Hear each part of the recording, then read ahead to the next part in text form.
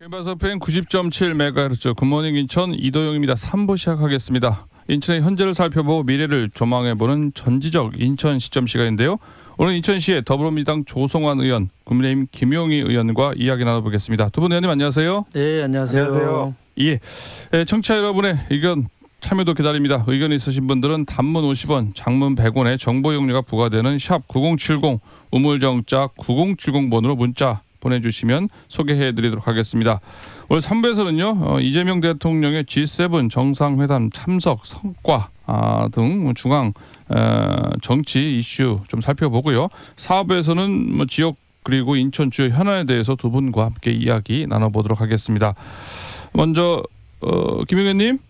네, 안녕하세요. 예, 먼저 이재명 대통령 지난 16일부터 19일까지 1박 4일 강행군입니다. G7 정상회의를 참석하고 돌아왔는데요. 오늘은 지금 11개 부처 장관을 인사를 단행하는 등 연일 지금 광폭 행보를 보이고 있습니다. 먼저 지난 외교 국제무대 대비 총평을 하신다면 어떤 평가를 해줄 수 있으실까요? 일단은 지금 취임하신 이후로 굉장히 지금 강행군을 해가시는 모습을 보시면서 어떻게 보면 좀 지금 대한민국을 정상화시키는데 굉장히 노력을 많이 하고 계신다는 모습이 보여지고 일단은 근데 이제 좀 아쉬운 점은 캐나다 G7 정상회의 참석은 형식적으로는 어떻게 보면 정상외교 데뷔 무대였지만 실질적인 성과나 그런 메시지는 좀 상당히 좀 미흡했다는 평가가 좀 있습니다.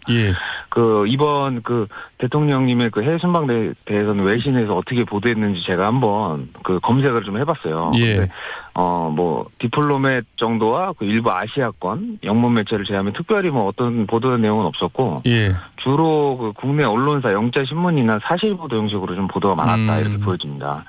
그리고 이번 캐나다 G7 회의는 이재명 대통령 취임 전에 초청을 받은 거였거든요. 그러니까 한마디로 이재명 대통령을 딱 이렇게 찝어서 이렇게 초청한 것보다는 어떻게 보면 대한민국을 초청을 했다 이렇게 보여지고 한국은 또 다 아시다시피 G7 국가 아니기 때문에 옵서버 형식으로 좀 간 것이라고 보여지는 건 다 아실 거고 또 의결 권한이 없었던 것도 다 아실 겁니다.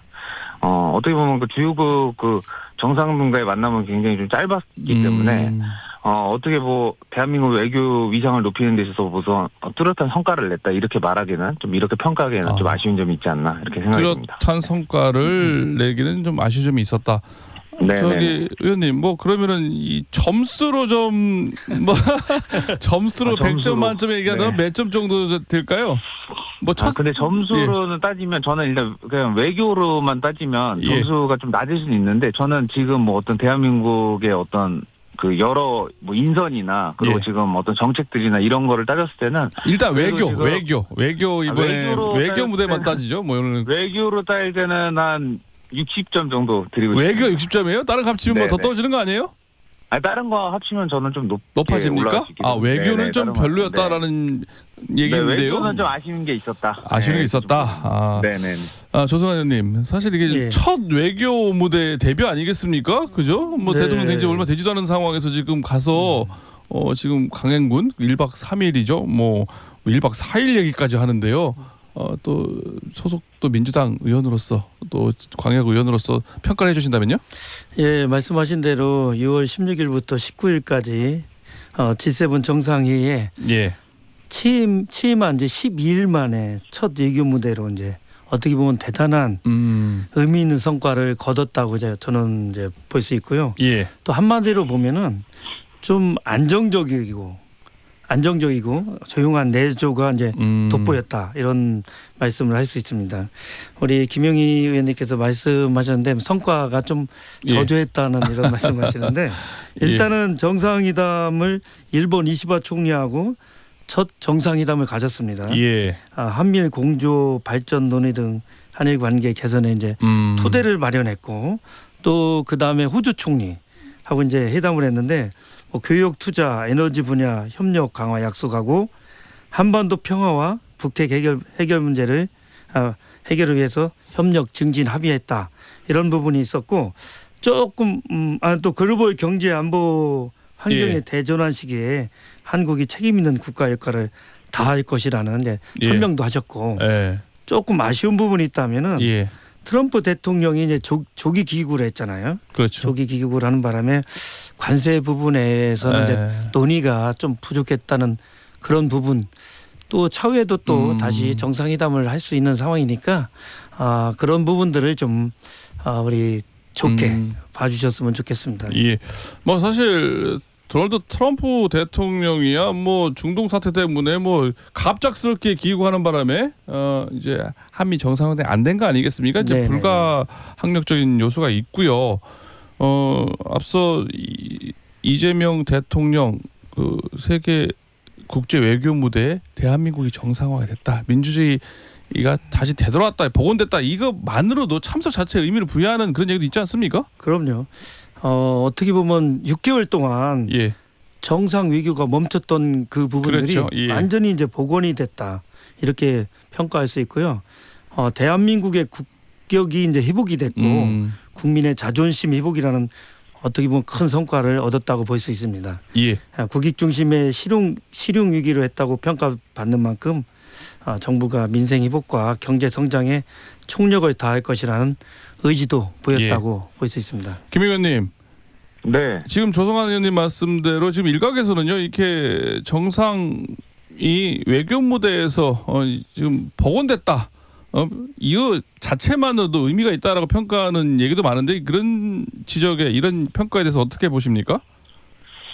그 일각에서 보는 평가가 맞을 수도 있는데 일단은 중요한 것은 일단은 이번에 나가셨을 때 어떤 그런 어떤 데뷔 무대에 어떤 식으로 국민들이 또 뭐 우리 조성환 의원처럼 느끼는 분도 계시겠지만 실질적으로 이제 저처럼 평가하시는 분들이 좀 있다고 볼 수 있거든요. 그렇기 때문에 단순하게 그냥 너무 우리 또 대통령께서 너무 좋은 말씀만 드시면 안 되고 중요한 거는 일단은 다른 국민들도 이렇게 생각하기 때문에 나중에 또 차후에 이제 또 해외 무대에 또 나가셨을 때 좀 이런 부분을 좀 참고해 주셨으면 좋겠다라고 제가 말씀을 드리고 싶습니다. 네. 예, 알겠습니다. 다음 주제 한번 좀 나눠볼게요. 지금 오늘 11개 부처 장관 인선을 단행을 했습니다. 또 오늘부터 김민석 국무총리 후보자에 대한 인사청문회가 오늘 내일 열리게 되는데요. 자격 논란 연일 이어지고 있습니다. 또 국민의힘에서는 지금 맹공을 하고 있고요. 지금 여러 가지 지금 얘기가 나오다가 전 배우자까지 출석 요구했다가 지금 증인이 한 분도 출석하지 못하는 일이 발생했는데 이제는 현금 6억 재산 신고 누락했다라고 하면서 주진우 의원을 비롯한 이제 국민의힘 지금 강한 공세를 펴고 있는데요. 김 의원님. 네. 이게 어떻게 이번 지금 이 인사 문제에 대해서는 어떻게 한 말씀 하신다면요? 지금 이제 연일 지금 도마위에 오르는 게 지금 현금 6억에 대한 그 부분에 대해서 이제 굉장히 많은 국민들이 관심을 갖고 계신데 저는 이제 단순 실수로 보기 어려운 중대한 결격 사유를 좀 볼 수 있다라고 보여집니다. 단순한 이거는 정치 공세가 아니라 국무총리의 국무총리 후보자 자격에 대한 근본적인 의문을 제기하는 사안이라고 보시면 될 것 같고 특히 최소 6억 원의 현금 자산을 재산신고에서 누락했다는 의혹은 제가 볼 때는 실수가 아니고 좀 고의 은폐라는 좀 의심을 받기에 충분하다고 보여집니다. 특히 이제 공직선거법상 허위 재산신고 혐의까지 거론되고 있는데 민주당이 만약에 이거를 무시하고 임명을 좀 강행한다면 저럴 때는 국민들께서 좀 큰 실망을 하지 않을까라는 좀 생각이 많이 들고 특히 예전에 한덕수 총리 인사청문회 때 비교해도 과연 지금 민주당이 지금 김민석 내정자에 대해서 그냥 쉴드 치는 것이 과연 합당한 것인지 좀 생각을 해봐야 될 것 같고 또 김 후보자 같은 경우는 이미 여러 차례 고위공직을 거친 정치인이지 않습니까? 그렇기 때문에 저는 그냥 몰랐다, 사고였다 이런 해명은 좀 국민 눈높이에 한참 미치지 못할 거라는 생각이 들고 그리고 마지막으로 주진우 의원이 특별위원회 위원이지 않습니까? 근데 이제 김민석 내정자에 대해서 이것저것 강력하게 의문을 제기한다는 이유로 저희 또 이제 김민석 내정자와 똑같은 잣대로 무슨 재산 형성 과정을 조사해야 된다는 그런 말을 하는 게 지금 맞는 것인지 그럼 만약에 최초의 특별위원회 위원들이 제대로 된 질문을 할 수 있을지에 대한 좀 생각도 많이 드는 좀 내용인 것 같습니다. 예, 조성환님 뭐 반박을 하신다면요? 지금 보면은 말씀하신 대로 6억 원에 대한 그런 부분들을 지금 문제를 제기하고 있는데요.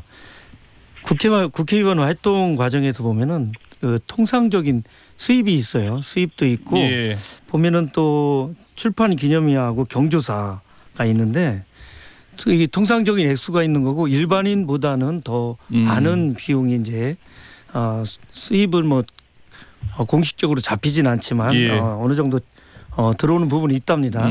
그리고 나가는 부분도 많지만은 들어오는 부분도 있다는 말씀을 드리고요.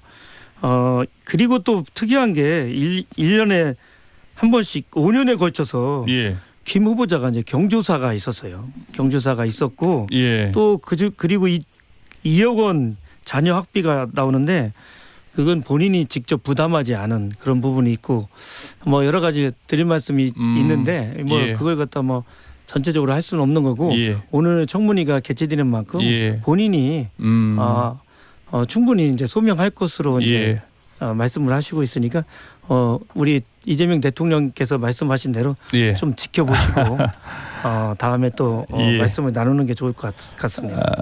김민석 총리 내정자 그때 말씀하신 것처럼 결혼식 있었고요, 그죠? 그리고 또 빙부상이 있었어요. 그런 상황에서 또 자녀의 유학비는 전 배우자가 부담했기 때문에 문제가 없다라고 얘기를 하고 있는데요. 말씀하신 것처럼 오늘부터 이틀간 인사청문회가 진행이 됩니다. 인사청문회에서 총리 지명자의 답변을 통해서 확인해드릴 수 있는 일인가 싶습니다. 4부에서 계속 전지적 인전 시점 계속 이어가도록 하겠습니다.